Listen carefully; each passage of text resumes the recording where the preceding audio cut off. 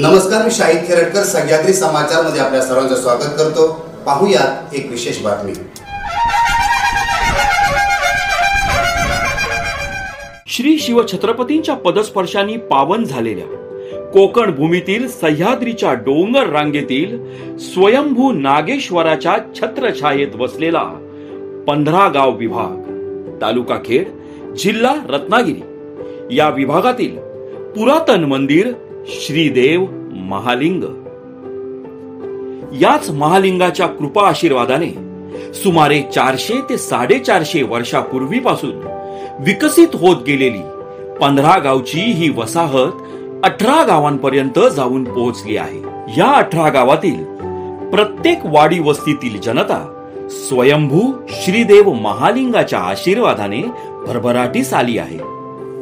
प्रत्येक गावातील ग्रामदैवतांचे आशीर्वाद आपल्या पाठीशी असतात। त्यांची सुबक, नेटकी आणि या विभागाच्या लौकिकाला साजेशी आकर्षक मंदिरं आपण सर्वांनी एकजुटीने उभारली आहेत। आपल्या याच वैभवाच्या जोरावर आपण समाजामध्ये डौलाने मिरवत आहोत।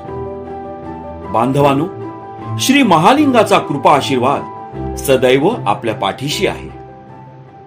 स्वयंभू श्री महालिंग देवाच्या मंदिराचा जीर्णोद्धार करण्याच्या उद्देशाने 15 गाव विभागातील आम जनतेने एकत्र येऊन श्री महालिंग देवस्थान न्यासाची स्थापना सन 2016 साली केली आहे।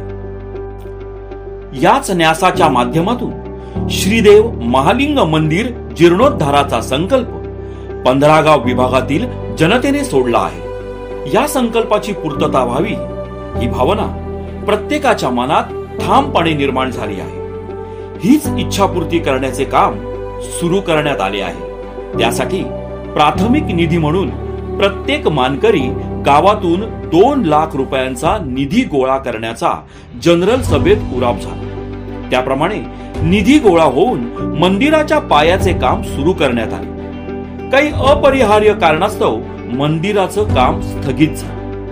या स्थगित कामाची पुन्हा सुरुवात करण्यास अनेक अडचणी निर्माण झाल्या। या अडचणीवर मात करण्याच्या दृष्टीने दिनांक 21 जून 2023 रोजी श्री महालिंग देवस्थान न्यासाची आम जनतेची जनरल सभा आयोजित करण्यात आली। या सभेमध्ये मंदिराच्या बांधकाम दिरंगाईवर चर्चा करण्यात आली। न्यासाच्या कार्यकारी मंडळाची मुदत संपल्यामुळे नवीन कार्यकारी मंडळ निवडावे असा ठराव संमत करण्यात आला।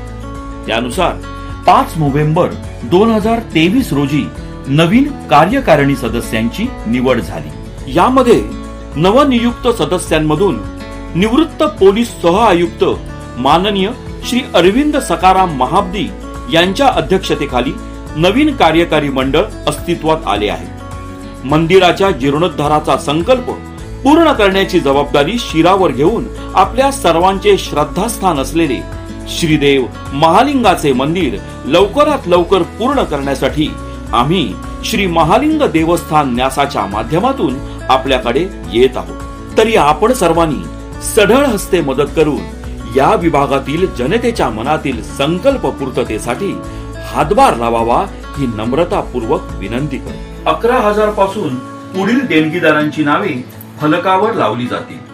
वैशिष्ट्ये: मंदिर स्ट्रक्चर RCC असेल प्लस लॅपिंग असेल। मंदिराच्या बांधकामासाठी काळा पाषाण वापरण्यात येणार आहे। मंदिर एरिया 32 बाय 72 असेल। पायापासून कळसापर्यंत उंची 51 फूट असेल। मंदिर बांधकामात उपलब्ध गुलाबी दगडाचा कलात्मक वापर करण्यात येईल।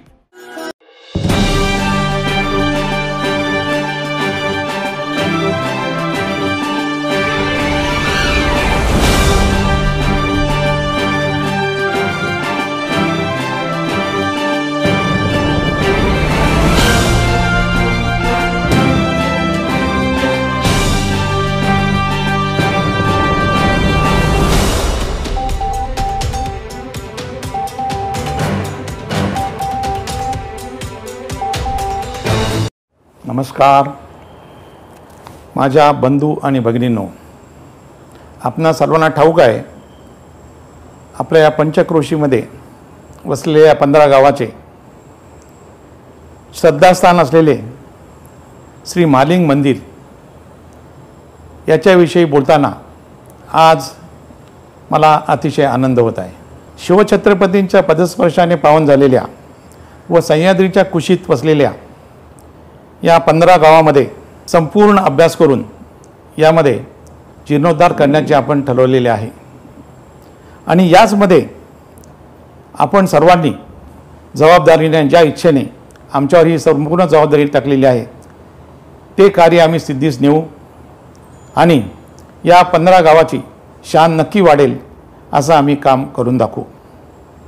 मित्रांनो, या मंदिराचे आपल्या सर्वांमध्ये विशेष स्थान आहे.